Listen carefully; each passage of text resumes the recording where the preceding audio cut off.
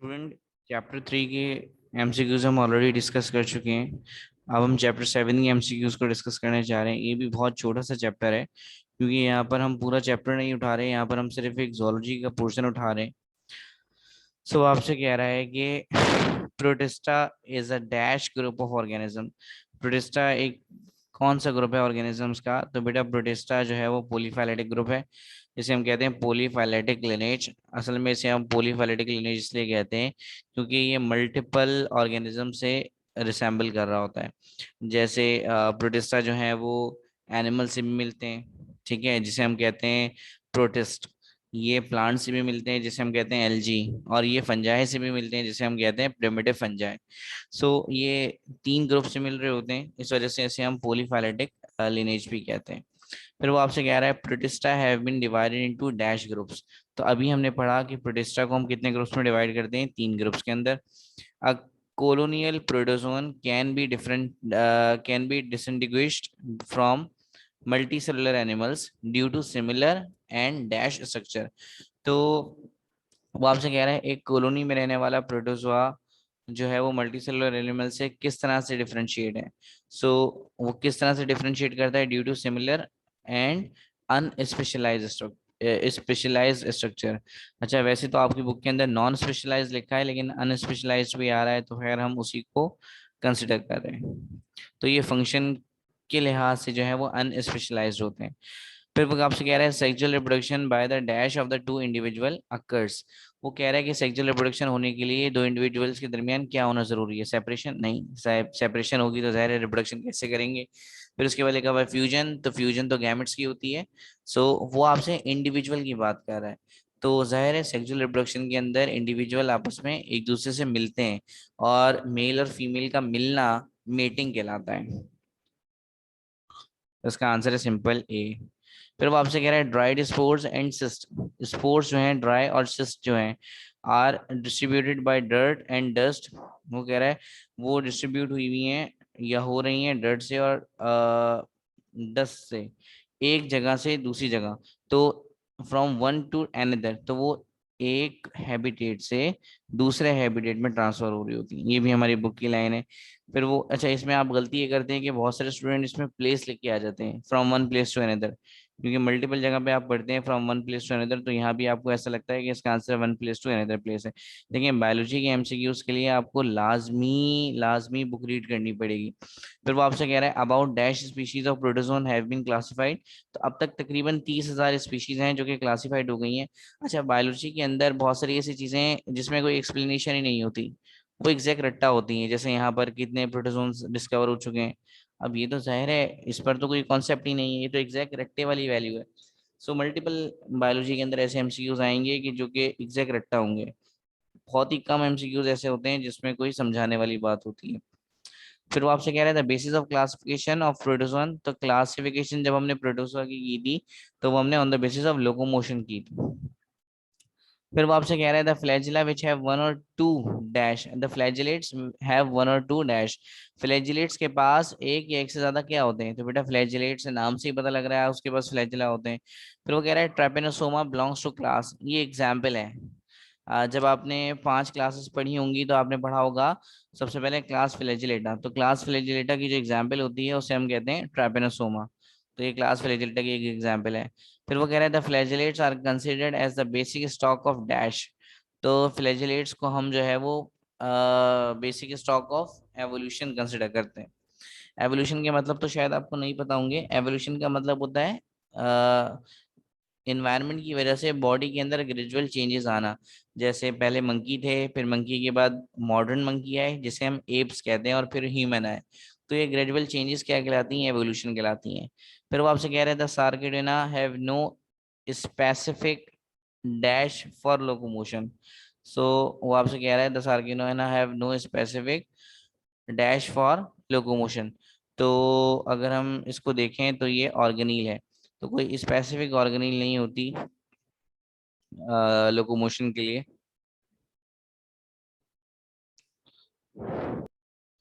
अच्छा, यहाँ पे एक डिफरेंस भी याद रख लीजिए कि यहाँ पर एक और ऑप्शन है ऑर्गन्स, और एक ऑप्शन के अंदर लिखा हुआ है ऑर्गेनील। तो ऑर्गन और ऑर्गेनिल में क्या फर्क है, देखें ऑर्गन का मतलब होता है सेल का, बॉडी का कोई पार्ट, ठीक है, और ऑर्गेनिल का मतलब होता है कोई भी सेल का इंटरनल पार्ट, जैसे माइटोकॉन्ड्रिया एक ऑर्गेनील है, गोल्गी बॉडीज एक ऑर्गेनील है। सो कोई भी अगर माइक्रोस्कोपिक पार्ट है जिसकी हम बात करें तो उसे हम ऑर्गेनील कहते हैं। और ऑर्गन हम उस चीज के लिए यूज करते हैं जो कि मल्टी सेलुलर होता है, स्पेशली मल्टी सेलुलर होता है। वहां पे हम इंटरनल स्ट्रक्चर की बात नहीं कर रहे होते सेल की। फिर वो आपसे कह रहा है pseudopodia are the characteristic of dash. तो सूडोपोडिया और सीलिया में मैं आपको एक फर्क बता देता हूँ। सीलिया क्या होते हैं, जो पूरी बॉडी पर डिस्ट्रीब्यूट होते हैं, ठीक है, आउटसाइड, और हेयर लाइक स्ट्रक्चर्स होते हैं और परमानेंट होते हैं। और सूडोपोडिया क्या होते हैं, सूडोपोडिया भी हेयर लाइक स्ट्रक्चर्स होते हैं, आउटवर्ड प्रेजेंट होते हैं, पूरी बॉडी पर डिस्ट्रीब्यूट होते हैं, लेकिन टेम्परेरी होते हैं। इसका मतलब जब बॉडी ने लोकोमोशन करनी है, मतलब मूव करना है, तो सुडोपोडिया आ जाएंगे, और जैसे ही वो मूव करके खत्म करेगा तो वही सुडोपोडिया गायब हो जाएंगे। सो जो सुडोपोडिया हैं वो सबसे पहले जो है वो कैरेक्टरिस्टिक्स थी सार्कोडेना की। फिर वो आपसे कह रहा है द रेडियो लैरन ओज एंड ग्लोबिजर्ना ओज रिप्रेजेंट्स डैश रिजर्वायर। तो ये जो ओज जो थी वो जमीन समंदर के अंदर जो बैठी हुई नीचे वो ऑयल के लिए थी। और अगर ऑयल आपको नहीं लिख के देगा तो फिर आप पेट्रोलियम पे टिक करेंगे। फिर वो आपसे कह रहा है द सीलिएट्स आर डैश। तो सीलिएट्स जो है वो बाई न्यूक्लिएट होते हैं, जिनमें से एक जो है वो एक जो है वो माइक्रो न्यूक्लियस होता है और एक जो है वो मेगा न्यूक्लियस होता है। जिसमें से माइक्रो न्यूक्लियस जो है वो रिप्रोडक्शन के लिए इस्तेमाल होता है, रिप्रोडक्टिव फीचर्स के लिए। और जो मेगा होता है वो नॉन रिप्रोडक्टिव फीचर्स के लिए इस्तेमाल होता है, जैसे डेवलपमेंट, जैसे ग्रोथ। फिर वो आपसे कह रहा है ब्लेंटिडियम और ओपेलिना। तो ब्लेंटिडियम और ओपेलिना बिलोंग्स टू डैश। तो ये किस से बिलोंग करते हैं, सबसे पहला ऑप्शन आपके पास सीलिएटा है, फिर सेक्टोरियंस है, फिर सार्कोडेन है, और फिर फ्लैजिलेट्स है। तो बेटा ये सीलिएट से बिलोंग कर रहे होते हैं। फिर आपके पास लिखा हुआ है कि यंग सक्टोरियंस आर। तो यंग सक्टोरियंस क्या होते हैं, अच्छा सक्टोरियंस के अंदर क्या होता है कि जब ये छोटे होते हैं तो इनके पास सीलिया प्रेजेंट होते हैं, और जब ये बड़े हो जाते हैं तो इनके सीलिया डिसअपियर हो जाते हैं, और ये जो है वो कहीं पे जाके अटैच हो जाते हैं किसी भी सबस्ट्रेट से जाके। तो इसमें आप गलती ये करते हैं कि इसमें बहुत सारे स्टूडेंट जो हैं वो मोटाइल लगा देते हैं, जबकि यंग सेक्टोरियंस जो है वो मोटाइल हैं लेकिन वो स्विम करते हैं। तो यहाँ पर जो ऑप्शन अगर हम देखें तो मोटाइल भी ठीक है, स्विमर्स भी ठीक है, लेकिन हमारी बुक के लिहाज से यहाँ पे जो बेस्ट चॉइस आंसर है वो स्विमर्स है। ठीक है, और अगर वो आपसे एडल्ट की बात करता है तो एडल्ट जो है वो सिसाइल होते हैं। फिर वो कह रहा है the suctoria have dash for catching prey. तो सक्टोरिया के पास क्या होता है जिससे वो शिकार करता है या अपने शिकार को कैच करता है, उसे हम कहते हैं टेंटिकल्स।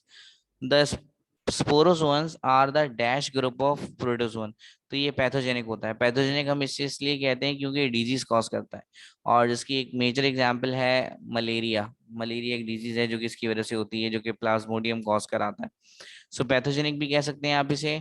और इसकी जगह अगर पैरासाइटिक होता तो आप फिर भी वही आप फिर वो पैरासाइटिक लगाते। फिर वो आपसे कह रहे थे लाइफ साइकिल। अच्छा देखें, लाइफ साइकिल का मतलब ये नहीं होता कि जिंदगी कैसे गुजर रही है या जिंदगी गुजारने का मतलब, लाइफ साइकिल का मतलब होता है रिप्रोडक्शन। तो उसकी जो रिप्रोडक्टिव साइकिल है प्लाज्मोडियम की वो दो तरह से, दो होस्ट में कंप्लीट होती है, दो तरह से। आ, एक होस्ट जो है उसका फीमेल एनाफिलस है, और एक होस्ट जो है उसका वो है मैन है। फिर वो आपसे कह रहा है the malaria is cause by dash. तो मलेरिया जो है वो फीमेल एनाफिलस मॉस्किटो के काटने की वजह से होता है। और याद रखिएगा कि फीमेल ही काटती है, मेल तो काटता ही नहीं है, क्योंकि फीमेल को मेजरली एग्स को ले करने के लिए या एग्स की फॉर्मेशन के लिए उसे ब्लड की नीड होती है। तो इसलिए फीमेल मॉस्किटो काट रही होती है और मेल मॉस्किटो नहीं काटता, क्योंकि मेल ने तो जहर अंडे नहीं देने। तो जो आपके कान में आके भिन भिन करता है ना, तो वो मेल मच्छर है, और जो काट के आपको चला जाता है वो फीमेल है। फिर वो कह रहा है the sporozoites are injected when the mosquito dash. तो वो कह रहा है कि स्पोरोजाइट्स कब इंटर होते हैं, तो जब वो मॉस्किटो क्या करता है, हमें इंजेक्ट व्हेन द मॉस्किटो सक ब्लड, जब मॉस्किटो जो है वो ब्लड को सक करता है। फिर वो कह रहा है इन साइन गैमी। साइन गैमी का मतलब होता है फर्टिलाइजेशन। अगर आपने इसकी सेक्सुअल रिप्रोडक्शन पढ़ी हो तो उसके अंदर 3 प्रोसेस होते हैं। ठीक है, सबसे पहले वाले प्रोसेस को हम कहते हैं गैमोगोनी या गैमेटोगोनी, फिर दूसरे वाले प्रोसेस को हम कहते हैं साइन गैमी, और फिर तीसरे प्रोसेस को हम कहते हैं स्पोरोगोनी। तो साइन गैमी में क्या होता है कि जो गैमेट्स होते हैं वो आपस में फ्यूज हो जाते हैं। तो जाहिर है सेम जेंडर के गैमेट्स तो फ्यूज होंगे नहीं। तो लिखा हुआ in syngamy the gametes of opposite sexes. तो सेक्सेस का मतलब होता है जेंडर। तो जब तक वो ओपोजिट जेंडर आपस में फ्यूज नहीं होंगे, गैमेट्स उनकी फ्यूज नहीं होंगे, तो फिर जाहिर है सेक्सुअल रिप्रोडक्शन कैसे कंप्लीट हो। फिर वो कह रहा है कि chills and dash is a prominent symptom of malaria. Chills और चिल्स के अलावा उसके अंदर क्या हो रहा होता है, हाई फीवर। ठीक है, तो हाई फीवर और चिल्स जो है वो सिम्टम है मलेरिया का। फिर वो कह रहा है इन मलेरिया द बॉडी टेम्परेचर में राइज टू, मलेरिया के अंदर बॉडी टेम्परेचर अब तक 106 डिग्री सेंटीग्रेड तक, 106 फॉरेनहाइट तक जा सकता है हमारे सिलेबस के अकॉर्डिंगली। सो एक छोटा सा चैप्टर था, इसके कुछ एमसीक्यूज मैंने डिस्कस किए हैं, आपको इसकी थोड़ी सी बुक रीड करनी पड़ेगी ताकि आपको फर्दर बेहतरी आ जाए इसके एमसीक्यूज के लिए। फिलहाल यहाँ पे मैं इस वीडियो को एंड कर रहा हूँ। अल्लाह हाफिज।